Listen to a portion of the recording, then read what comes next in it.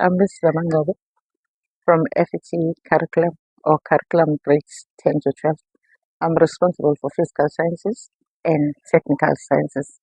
And I'm babysitting of late Uket and IT, which I've just taken over from Mr. Kerpa, who just retired. The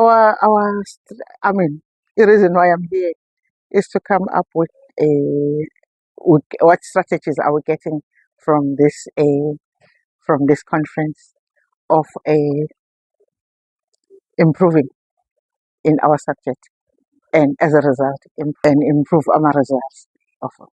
Currently we're having problems struggling to get increase or improvement in number of learners achieving at 60% and above in physical sciences, but we're trying to get our strategies of how do we assist those learners in order that they perform at 60% and above.